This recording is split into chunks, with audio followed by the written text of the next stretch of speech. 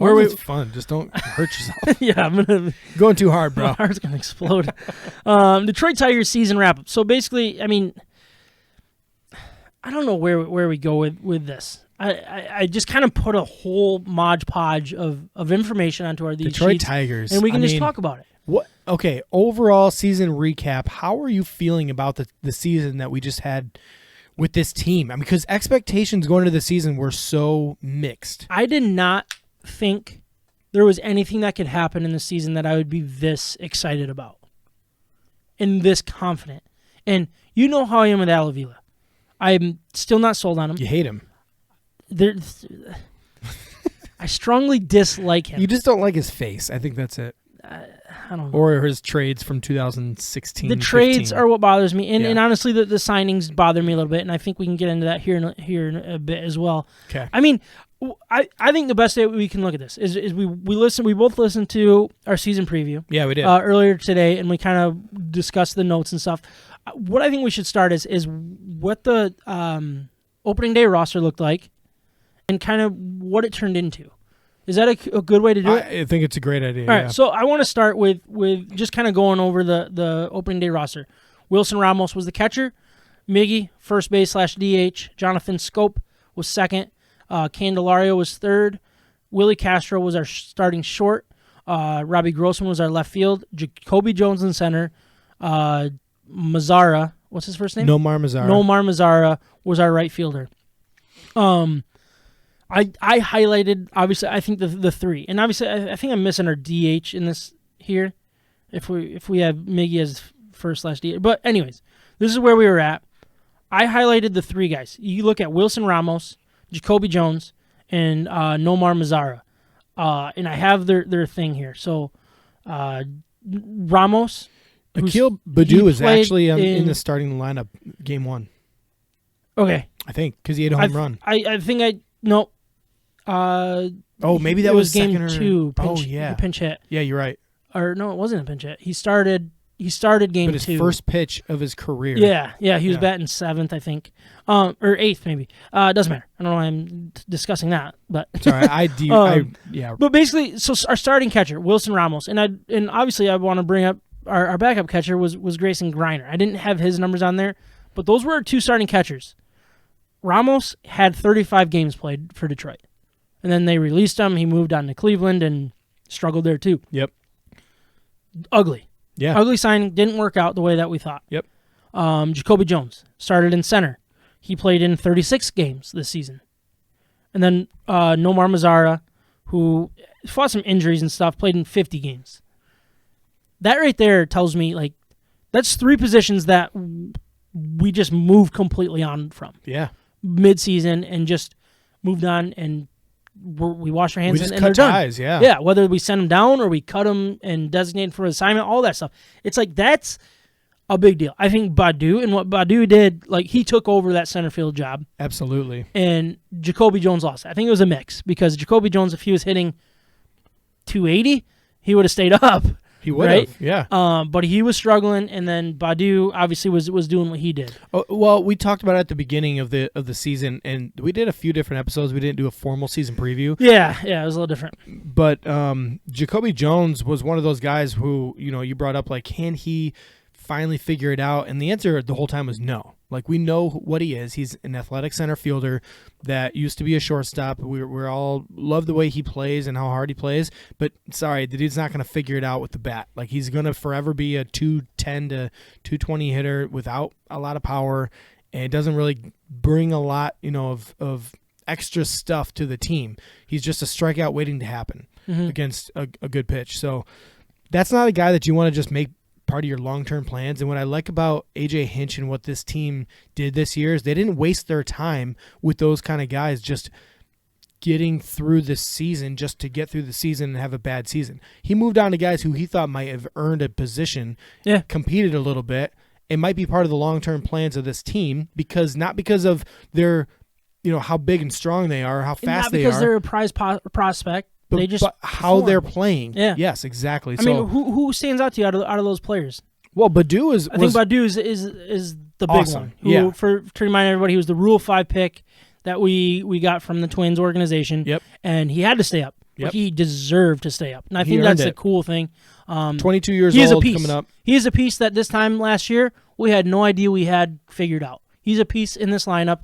And is he going to be every single day? Maybe not once we start getting these prospects up. But what he is he's a very good situational defender and very good pinch hitter, great on the base paths. And if he's not a long-term piece, that's a really good thing for this organization because he deserves to be in lineups more times than not. I just think if you look at what Baddoo did this year with the team, we have Riley Green. We'll get into it, but we have Riley Green coming up, who we expect to be the center fielder / right or left fielder of the future. Yeah, probably right. Probably right field eventually Yeah. because I think Baddoo runs better than he does.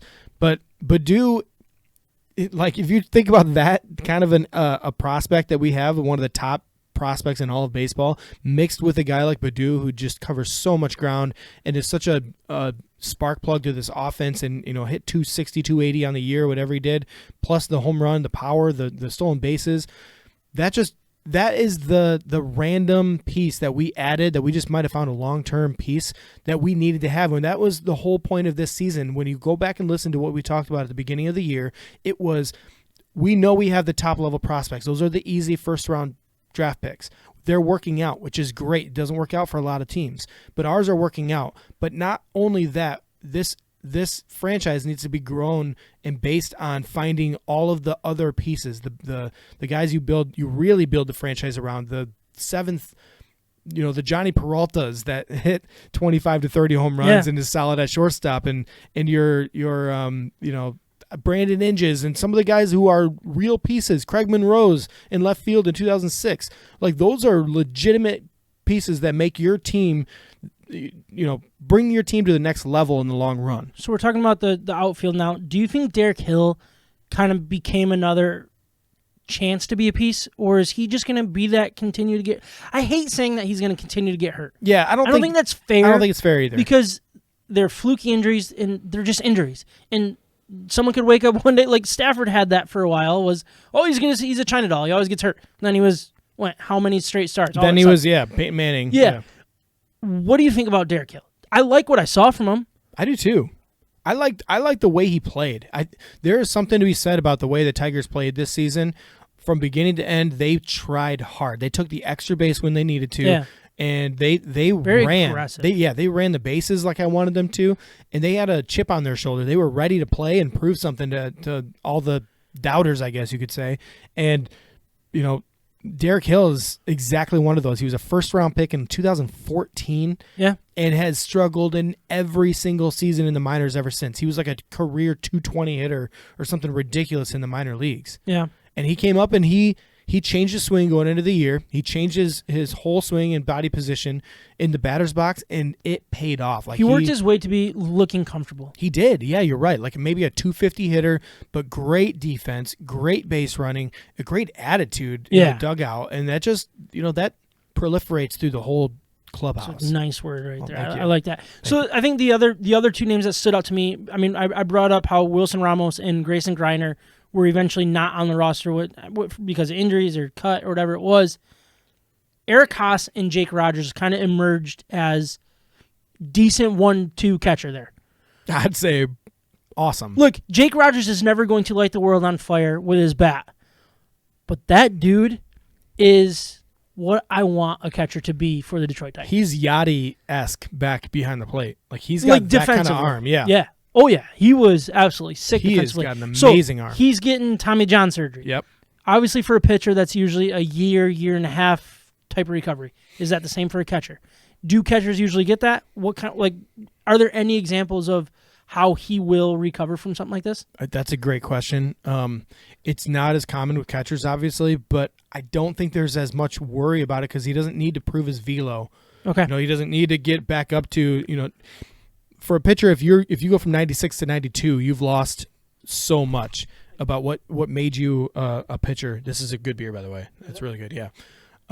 But as a catcher, that's not as big a deal. You can make some adjustments as needed to make up for that. I remember when I had shoulder surgery in college, and this is a terrible example because it's a labrum, not Tommy John, but I lost huge velocity in my throwing motion and arm and everything. And I still threw out like over 50% of runners because I decided to turn into the quickest hands I could possibly get. Is that what pop is?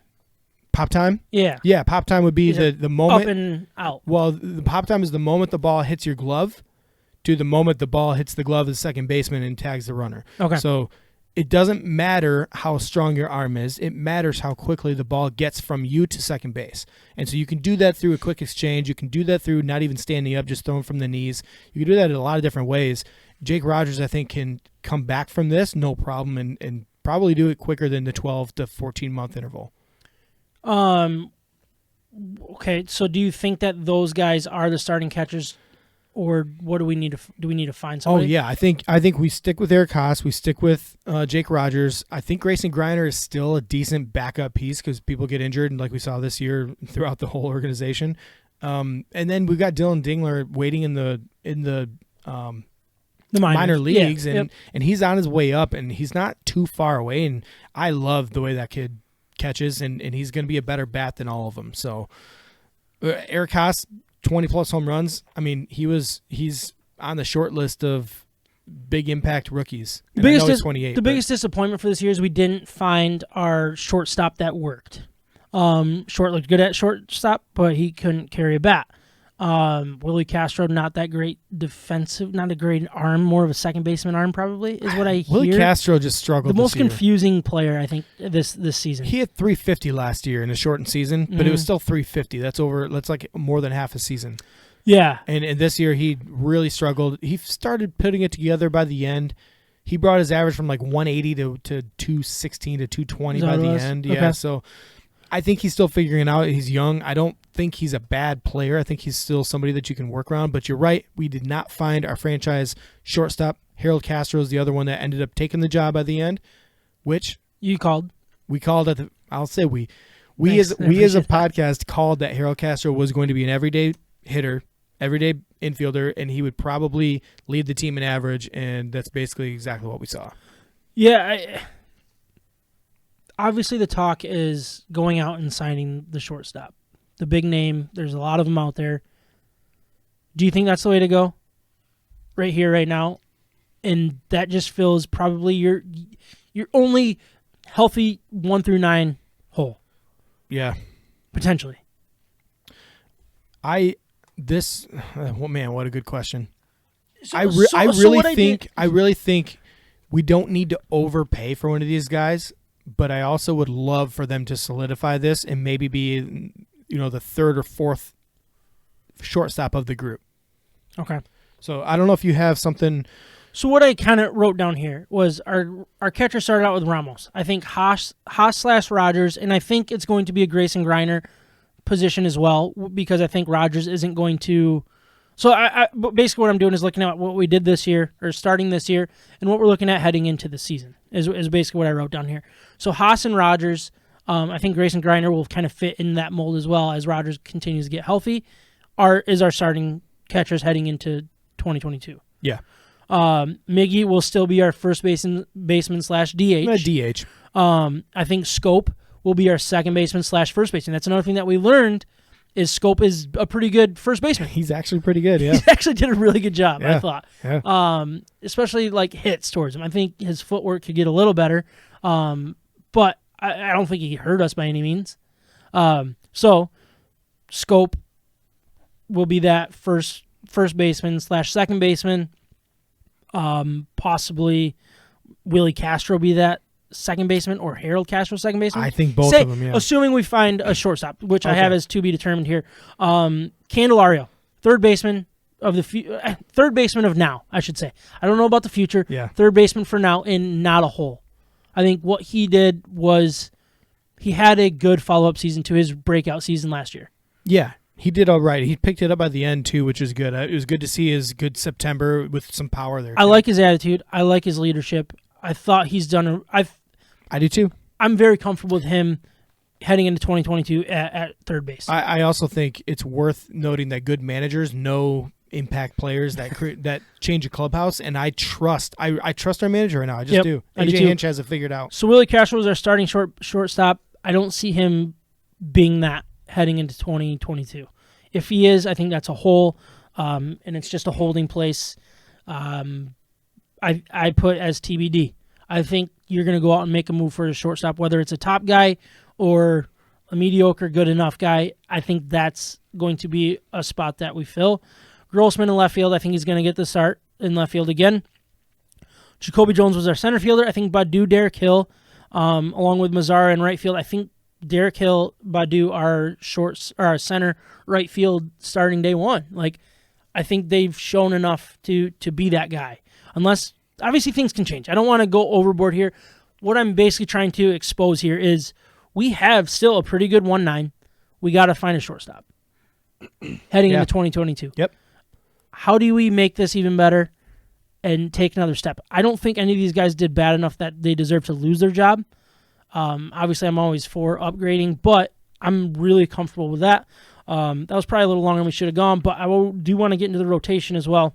Well, so I think just to like round off the whole thing, that might be what we're planning to start the year. But the exciting part is we have some pieces coming up right now, and we'll get into that in a little bit. Yeah. And some of these guys like Derek Hill, Badu, even Grossman and like Candy and Jonathan Scope, none of their positions are safe. That's true. And I think that's a great spot to be in going into next year.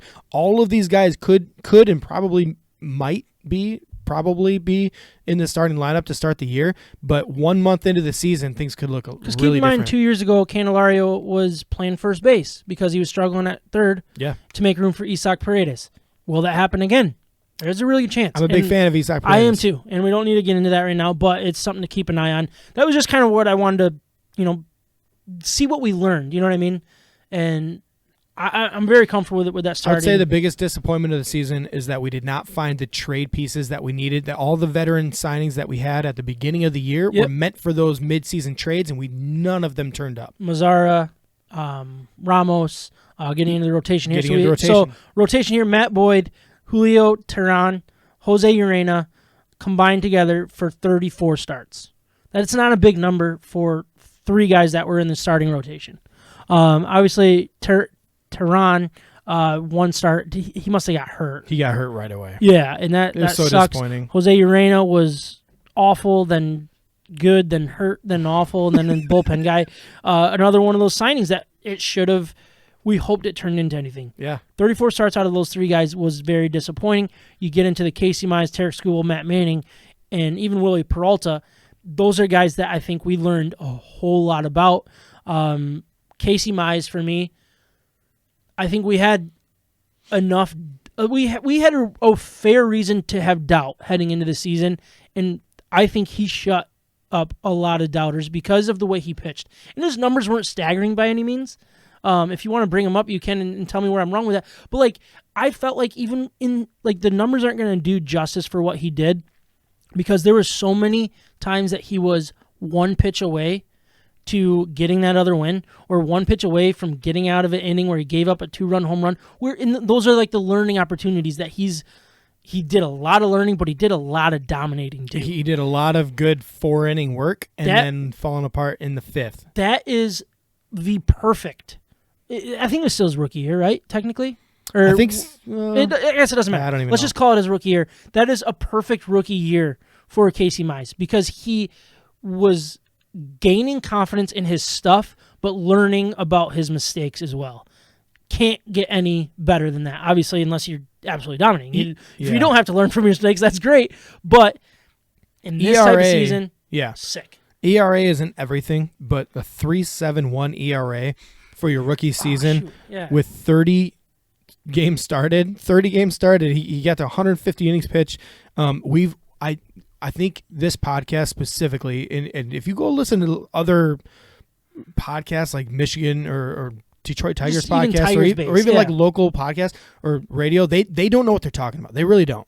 They'll talk about Casey Mize being exactly like Justin Verlander. It's not the same. So when he has a year like this with 150 innings pitched and 118 strikeouts, who pegged that from the beginning? We as a podcast destroyed this pick. We told you his key was going to be fastball command and pitching to contact early, and that's what he grew into. That's exactly what he matured into long term. And my favorite part of what we saw about Casey Mize this year is his splitter was not even very good. He didn't have command of his splitter all season long, but what he did is found his fastball and found it to he started getting some movement on his fastball. So every single at bat that guys had against Casey Mize was uncomfortable. And that's the best word I can come up with as a hitter.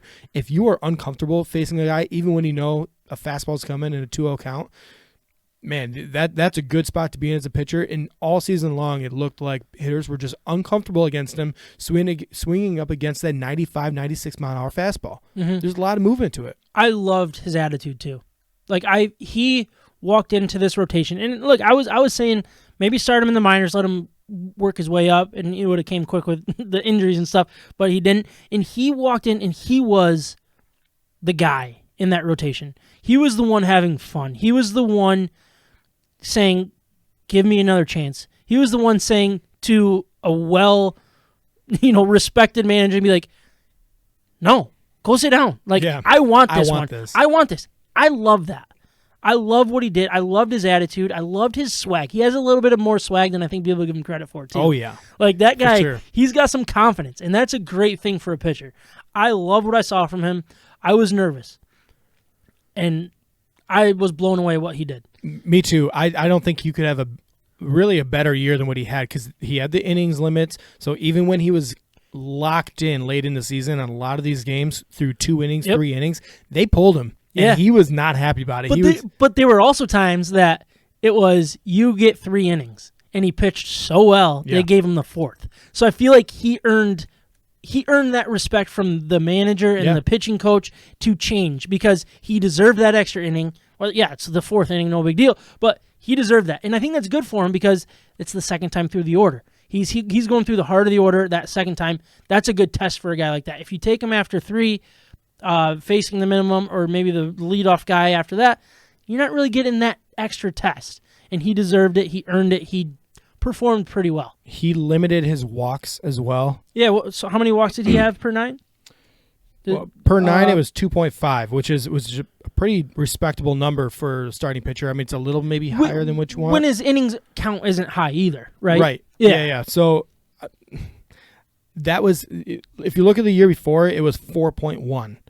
And it was in limited work, absolutely, but 4.1 compared to 2.5, he got dialed. He got comfortable. He got comfortable on the mound, and that's why starting in the big leagues this year for Casey Mize and Tarek Skubal, we'll talk about pretty soon. Yep, those two guys, the fact that they got 30 starts, 29 starts in the big leagues, they are now comfortable. They are now considering themselves big leaguers. Yeah. They've gone through the full season with the schedules, the every 5th day, the running in between, taking care of your body, the diet side of it.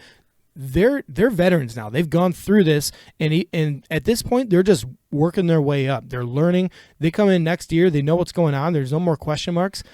Man, they're ready to go at this point with all these limit restrictions kind of pulled away from them. They're going to be pulled away. Yeah. Because this team's going to be ready. So excited. So Casey Mize, 150.1 innings. Tarek Skubal, 149.1. That was their target. They nailed it right on the head. Great job by the pitching coach. Great job by AJ Hinch. We can't say enough about this guy. Unbelievable. Let's talk a little bit about Tarek Skubal. Maybe move through it a little quick so we can touch on Manning and Peralta a little bit here. Strikeouts are one thing here, right? Unbelievable numbers there. The home runs were a little high. I think those are the risk rewards that you're going to get with this type of guy. Yeah, he's learning. And on the job, I love it. You were one that is like, he might be the Max Scherzer to the Justin Verlander, where Casey Mize is going to get all the attention, while Scherzer was actually the better pitcher. And that's probably unfair. It's debatable, but so true. Like, it's a worthwhile discussion, and that's exactly But when this it was dynamic. Verlander, Scherzer, there wasn't a debate. Yeah. You know what I mean? There should have been. And that's kind of where I think it could turn into with a Skubal to Mize thing. Is everybody's going to expect Mize to be the guy, and it's not a fair argument, but it is, right? 97 from the left side at his arm angle, and the ease at which he throws the ball is just rare. It just is. The way he delivers the ball is rare. There's a lot of talent there. You see it in the strikeout numbers. You know, the Ks per 9 is 9.9. Unbelievable. Strikeouts per 9 innings against big league hitters. Let's say a rookie season. That's unbelievable. I know. And he got 29 starts in the bigs this year. His walks were high, so he didn't really have that problem in the 47 minors. walks in the 149.1 innings. So I guess That's they not weren't that bad. I guess they weren't as high as I thought. 2.8 walks per 9 compared to Casey Mize' 2.5. But the home runs at 35 is what's, I think, the biggest concern from what it sounds like, right? Yeah, absolutely, and that's just a standard young pitcher issue. They get beat over the middle when they're trying to do too much. If they don't pitch to contact early on in the count, and I know this is counterintuitive. People think that if you pitch to contact early on in counts, then you're going to get more home runs against you. That's not the case. You get home runs hit against you when you fall behind in the count. So Tarik Skubal fell behind in too many counts. It was too many 2-0s where it was a guaranteed fastball. And then you get guys like Nelson Cruz he's not going to get beat by 97 over the middle. It doesn't matter how good you are. He's going to hit that. So that was just too many times for Tarik Skubal, but he's learning. He's learning on the job. That's the most exciting part of this. I felt great about his season. What is it? 4.34 ERA, 29 games started, 31 games, 149.1 innings pitched. He really wanted to get to 150 that last game, you could tell, but he got pulled after a couple more home runs. So overall, great season. I'm proud of these guys. I think this is where, if you're going to base your team and look at teams like the Seattle Mariners, how they turned it around this year, they did it with a whole bunch of pitchers throwing at 4 ERAs. Keep yourself in the game and let your hitters hit. And guys like Tarik Skubal, Casey Mize, Matt Manning, the rest of this group, they will keep us in the ball game for a lot of years to come. I did want to talk about Matt Manning and Willie Peralta, two guys that weren't on the radar, I think, for most Tigers fans, that got thrown into action and performed pretty well. Let's start with Manning. He's been a prospect for a little bit. People that follow it will recognize the name. Yeah. What did you think about what you saw from Manning? I think this is a tale of two halves for Manning. He did not get called up early in the season. He was more of a mid-season call-up because of injuries and everything else. Also, for the record, he was not doing well in AAA. He was doing really poorly, really, really badly. And he has dominated minor league baseball. Like, he dominated. He won Pitcher of the Year twice, I think, right? Yeah, for the minors. Yeah, for the minors. For the Tigers. Yeah. But he's a swing and miss kind of guy, and when he came up to the majors, the first part of his season, he looked off to me. He was throwing 90 to 91, sometimes 92 miles an hour, and he just, to me, looked like he had zero command of his fastball. And when you are an athletic pitcher like that, when you rely on your fastball command, you cannot. You just can't get away with it, and he did not get away with it at all early on. He fell behind so many counts. He was throwing, again, 91 miles an hour. I told you, like, mid-season, I'm looking at him like, this isn't the same pitcher. This isn't the same pitcher I used to watch in Double-A, like his highlights or his even just standard games. Like, his delivery was off, his timing was off, but as the season went along, his timing and his delivery got on point. He started throwing 96, 97 miles an hour. He was starting to live there by the end of the season. And I think he just by the end of the season got to the point where he started getting confidence with his off-speed pitches too. Do you think he has a place in this rotation from day one? Obviously, time will tell. Absolutely. And you think he deserves it, and you think they'll give it to him. Absolutely. They want that three-headed monster. That's their core. Yeah, they want that to come up together. They want 2022 to be that year for them. What did you think of Willie Peralta? Kind of came out of nowhere for a lot of Tigers fans. Really showed well at times, but also got beat up at times. Do you think he could be a good placeholder with Spencer Turnbull? Matt Boyd's question of injuries heading into 2022. Man, that sounds good. Turnbull, Boyd.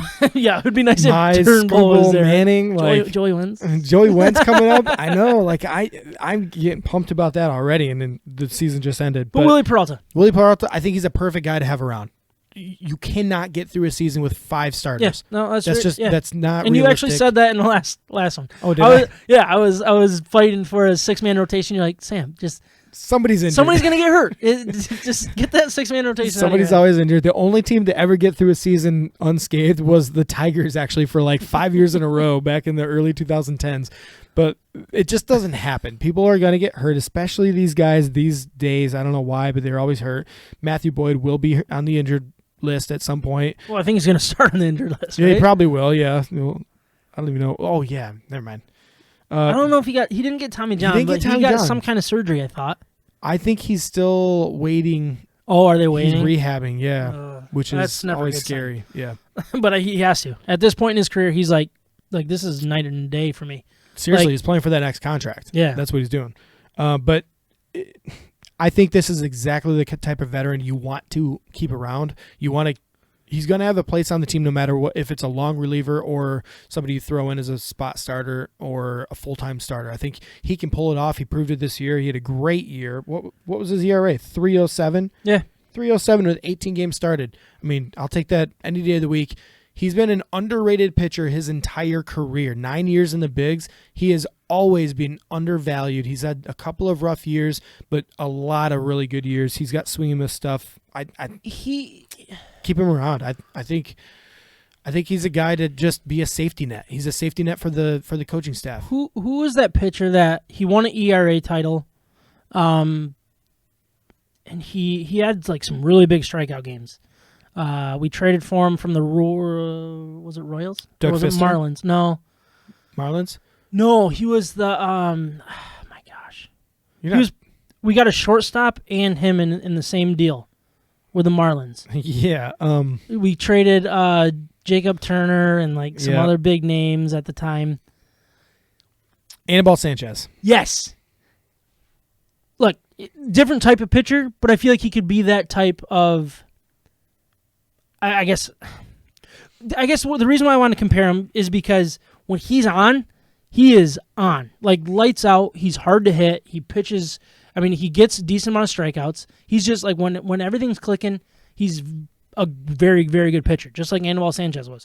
When it's off, it's a short outing, it is ugly, and it can like you know what I mean? When your off speed is lazy over the middle of the plate, it's simple. That's the story of a pitcher. I know that it's not breaking news or anything, but that's who I thought of in that way. And it might different type of pitcher, I'm sure, like terrible comparison, but like that's where it reminded me of was like reliable when he's reliable, awful when he's awful. If that's who did we trade to the A's a couple years ago? Who did we trade to the A's? Yeah, he threw a no-hitter last year. Not this year, but last year, I think. I don't think we had a pitcher throw a no-hitter last year. No, with the A's. Oh, with the the A's. He threw a no-hitter. Oh, my gosh. That's who he is. I'm just trying to... I don't remember. He's better than you think. That's the perfect way to describe Willie Peralta. He's better than you think he is. So, again, I think he's great to have as part of the piece moving forward. Can we talk about the bullpen? Yeah. I'd love to get into the bullpen because... This is It's not a fun thing to talk about, but this, on paper, I wrote it down. It feels good. It feels really good. Go through it. Yeah, I mean, we're talking about Soto as your closer and just wipe out stuff left-handed, 100 miles an hour. Gregory Soto is an awesome piece to have, and he's electric. You can just know that when he's in the game. Mike Fiers. Yes, Mike Fiers. Yeah, that is, to me, exactly who he is. I think he is an underrated starting pitcher, and we're talking about going backwards. Willie Peralta, and that's who I think he, and he went and found himself on the A's during a. So are you telling me he's going to tell on the Tigers for cheating in 2 years? Well, yeah, because that's what Mike Fiers did to the Astros. Yeah, you're right. He was the one that started that fire. I'd be okay with that. See what I did there? I saw that. I like it. Thanks, man. Gregory Soto, awesome. Moving into Jose Cisnero. What, you wanted to say something? No, I do the last name, and then I wanted to talk about all three of them. Cisnero is, again, he's just such a reliable end-of-game guy to have in there, and he's right-handed, right? Mm-hmm. And then you get into Michael Fulmer, who has all of the competitiveness and just like fire and attitude that you need in that kind of like high-stress scenario. He comes in, he's the bulldog. He knows that he's going to win that scenario. Yeah. So, two things. First thing, Michael Fulmer. Again, we nailed it on the head and I'm saying we because that's what you're trying to tell me to do. You nailed it on the head. Like he fit that mold perfectly. These three together, I feel like is the perfect 7, 8, 9, and it doesn't matter who's getting the 7, who's getting the 8, and who's getting the 9. Felt good, didn't it? It felt really good. And look, Soto was the majority, I think, the 9-inning guy, right? Mm-hmm. But there were times that he was getting the 8 and Fulmer was getting the 9. or Cisnero was getting the 7. Like it changed so much, and I think all of them have the it and the stuff to be hard nosed. Like we're going to make this very difficult for you. It's a pretty cool situation because it's not just about themselves either. It turns it more into we are a group of relievers, and they're all pulling for each other, and they all have pride for each other. So when Soto goes out there, Fulmer is thinking, this is my guy. We're going to go win this because I believe in him and he believes in me if I go out there in that same scenario. And the key to this is, like, they're not lefty-righty specialists. That ship has sailed. When these pitchers come in, they have to pitch to 3 batters minimum in the late innings. That changes everything. And what these 3 guys can do is they can pitch to lefties and righties. They can dig deep and get multiple guys out. Obviously, when things are on. When things are off, things go crazy. But this is a very good back end of a rotation that you shorten a game.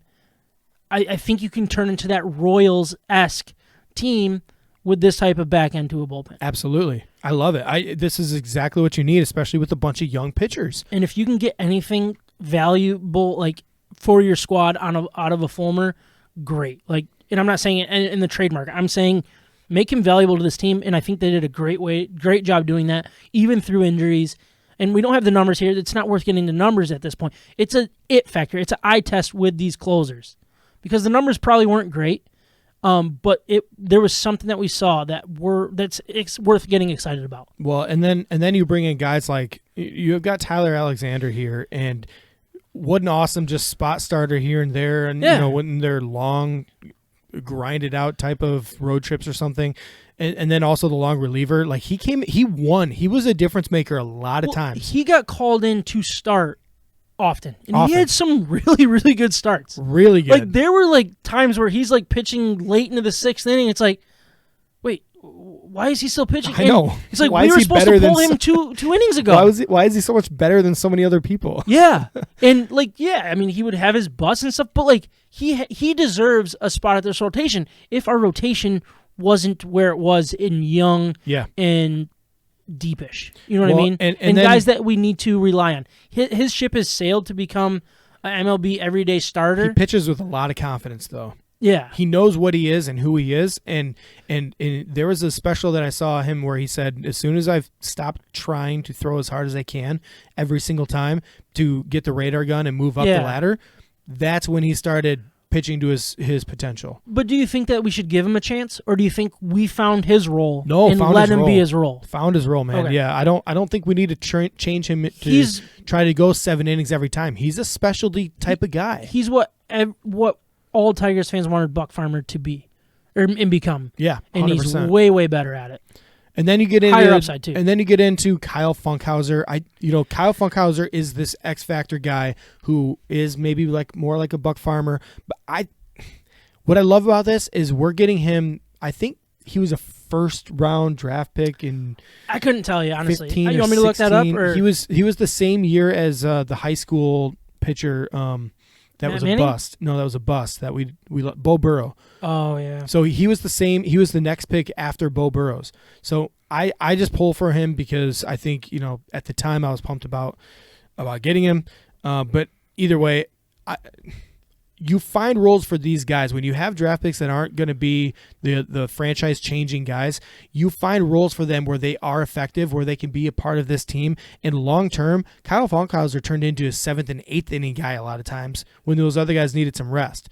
So having a reliable person, a pitcher at 6th inning and 5th inning to come in stressful situations, that's what Funkhouser was for us. And I think he has a role moving forward on this team. So Funkhouser was selected by the Dodgers with the 35th overall pick in 2015. He opted not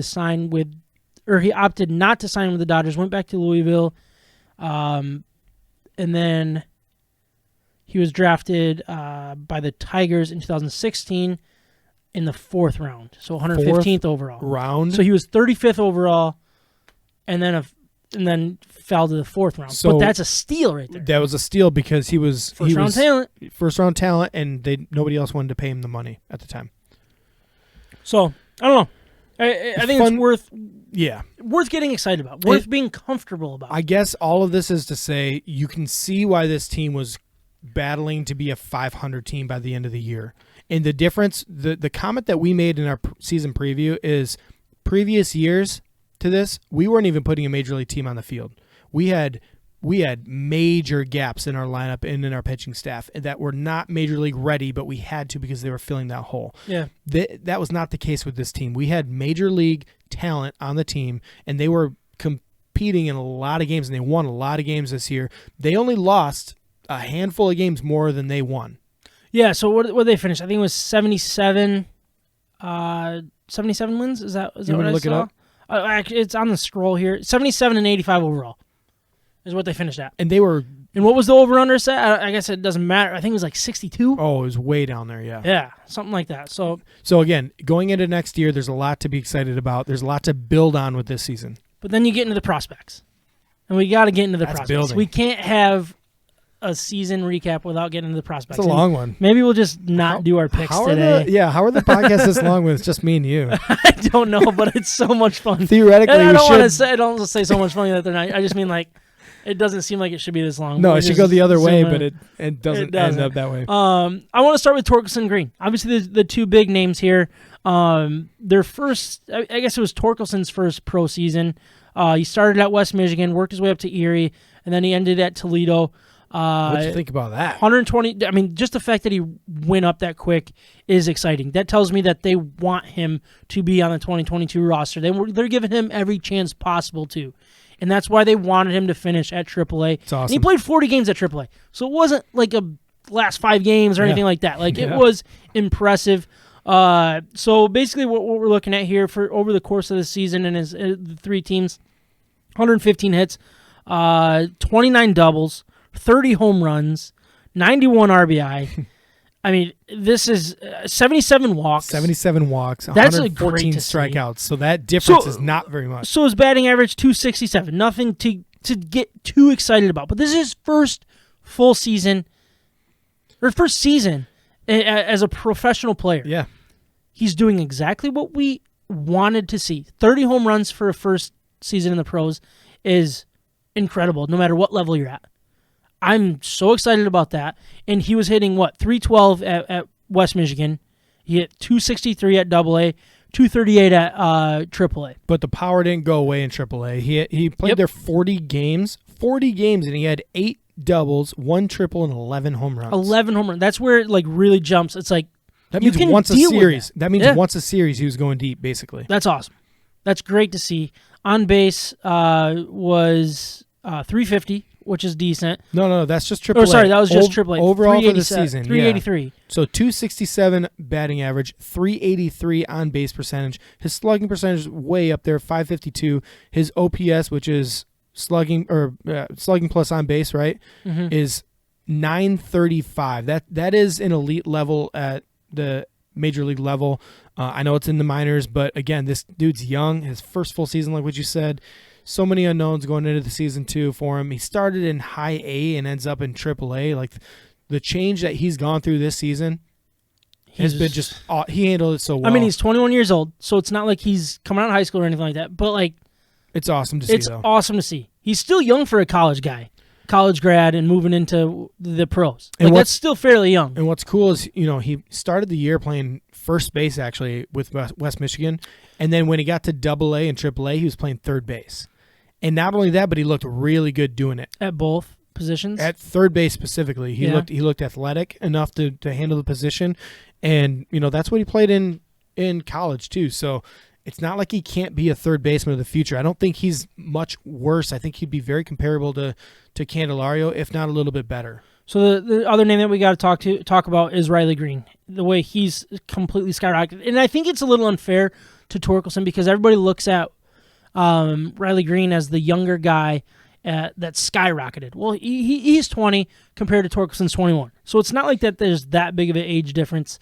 But what he's done skyrocketing through this thing is absolutely insane as well. So he actually started at Erie, worked his way up to Toledo as well. They played together 40 total games.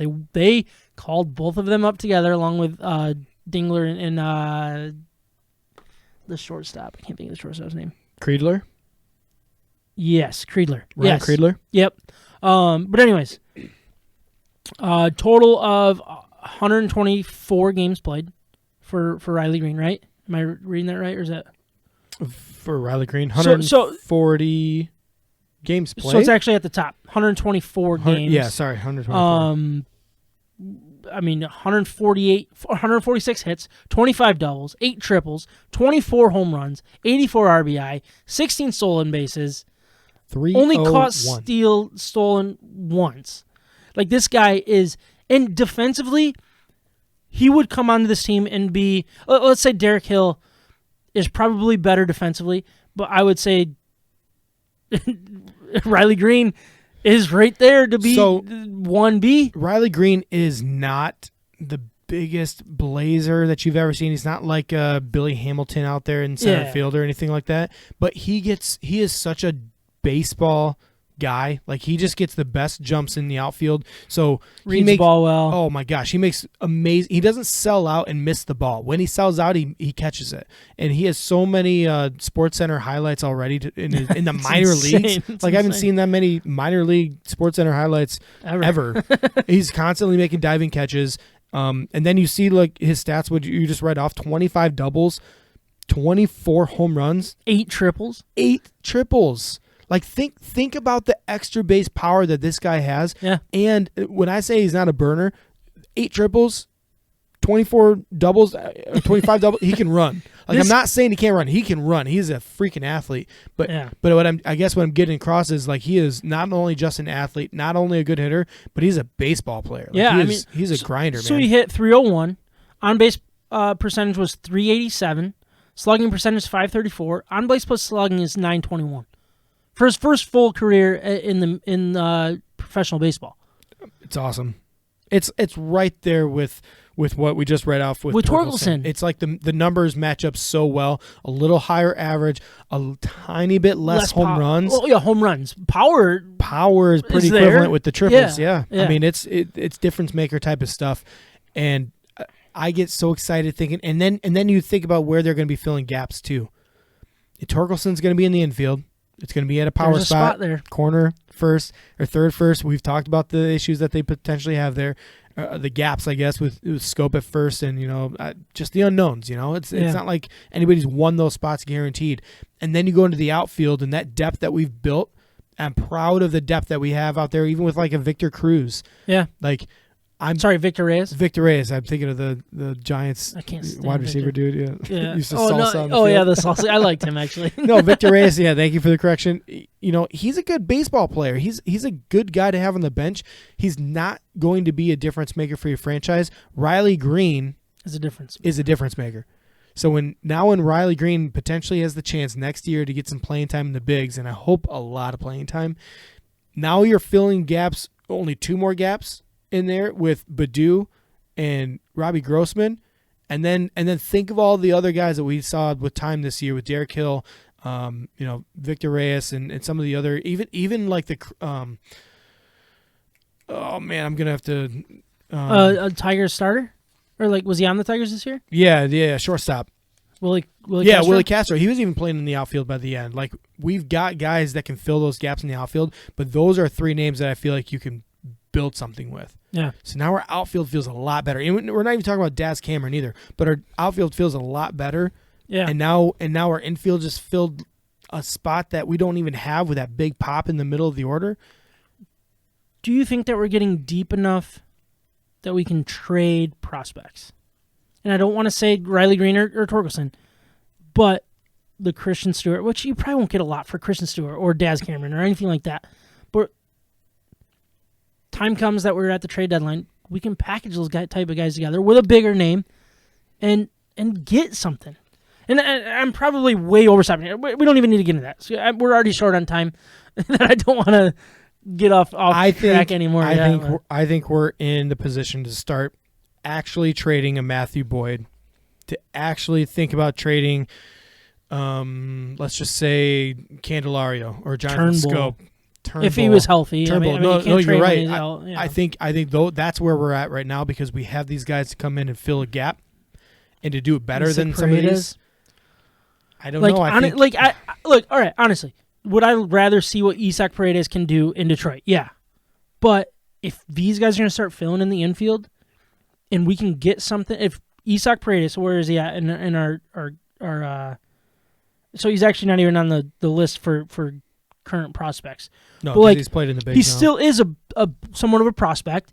We could get something for something like that. He was in the top 100 last year before the draft. So it's not like he's a slouch. No, he's not. And he's known. So it's like, would we rather move on from Candelario and Isaac Paredes that chance at third? Let's just hypothetically here. Yeah, but what are we going to get in a valuable trade? We would get more for Isaac Paredes than a Candelario. Unless, I guess, it depends on... There's a lot of factors. Yeah, a lot of factors. No, but I think it's worth bringing up. You know what I mean? It's a fun position to be in. It is. The Tigers. And there's it's a log jam. It's becoming a log jam. Which is exactly what we wanted. And then Dylan Dingler's on his way up after. We got Ryan Kreidler, like you said, who's actually a really good hitter at shortstop, but he could fill a gap at second, third, even left field. Like he can do all kinds of stuff. So I think I think at this point, this is where you look at if you buy a shortstop, if you buy a big name. Let's just throw out Carlos Correa. Let's just do it because he kind of fits the bill with AJ Hinch connection. There's a lot of rumors already about this thing. Yeah, so let's just say that they pay the money and get him in. That fills that. I mean, he's a really good shortstop. So that's solidifying that position. Let's just call that taken care of. He's going to hit 25 to 30 bombs. He's going to hit 270, and it's not going to be the world-beating shortstop that we all hope he is. But let's just say he's extremely solid and better than we've had in a really long time at short. Now these positions that we're filling, if Torkelson works out and he comes up in the bigs and plays next year, and then you have Riley Green in the outfield playing a big role in this, and Miggy's still hitting, and Scope and Candy share first base, and then you have Isaac Paredes playing second, maybe with a Ryan Kreidler or a Willie Castro, and Harold Castro's out there too, who's a good hitter, 285 with a decent amount of pop. We're not talking about the same old Tigers that are just going to guaranteed lose games. These guys will start competing. You're going to look more and more like the Mariners of this year, where they just win 90 games and miss out on the playoffs. I think now you're talking about an 85-plus win team that can really make a difference and push for a playoff berth and maybe even, I don't know, compete there. So what does your gut tell you? Do these guys, let's just stick to Spencer Torkelson and Riley Green, are they on this roster 2022 opening day? No. You think they're going to play that game? Yes. Okay. Are you okay with that? I love it. Okay. I would not want them to be on the opening day roster. If they are, I would you be would pumped. love it. I would be pumped. Yeah. But let's keep these guys. Now's the time to build. We're building. We feel good about our team. The franchise. I told you the Tigers were the closest one out of all of them. They're ready to compete. Man, they're getting ready. They're almost there. Now it's just about experience. It's about getting the last of the big-time hitters up, and now we can start spending money. And they told us they're ready to spend money. Yeah, they did tell us. A couple more names that their ETA is 2022. Joey Wentz, Alex Vallejo. I want to cross Alex Vallejo off this list. He's our 15th prospect. Is it that ship sailed? No, not at all. You don't think so? No, he's like 25 years old, yeah, but he would have been in the bigs this year if he didn't get hurt. I mean, he's just dealing with injuries. Let's let him come back from injuries and see how he looks. See if we can strike gold here. Yeah. Joey Wentz. So he only had 2 starts this year with Erie, coming off the Tommy John. Yeah. He was Second part of. one, I think. I don't remember what trade it was that we got him. Shane Green. It was the Shane Green trade with the Braves? Yep. Yeah. I think you're right. So his numbers weren't. I mean, obviously only 2 starts, but 25.2 innings pitched in those 2 starts. He must have came off the bench. Yeah, there's some other games. He was in 5 total games. Sorry. No, he had 5 starts. My apologies. But, I mean, 20 hits, 6 runs, 37 strikeouts. Yeah. That's a pretty good number there. I mean, nothing to, get too excited about, but do you think he could have a chance, or is it just let him stay down? Obviously, time will tell. He'll start. I don't know why I'm putting this on he'll you. start. He'll start in the minors. He's coming keep an eye back. on him. Keep an eye on him because he's got stuff, man. He's good. He also could be the type of guy that is expendable because we just simply don't have room. He absolutely or could be. He could make Matt Manning expendable. He could. You know, It's a good spot to be It's in. a great spot to be in, and I hope that has a good off season and can come into the spring and make some noise. We're getting close to paying money for personalities too. And so the way this clubhouse will come together in the end, personality-wise, the identity that they took on this season needs to continue moving forward. And I think they're going to have a lot of, like, these young people in the clubhouse, these young players. I love the way that they act in the clubhouse. And I think the mixture of Riley Green, Spencer Torkelson, they're only going to help that. They're going to rise with those other guys. They're professionals already. Like, they expect to be in the bigs next year. And you bring in a couple of other veteran presence type of guys in the clubhouse, and man, I think the sky's the limit with some of these prospects.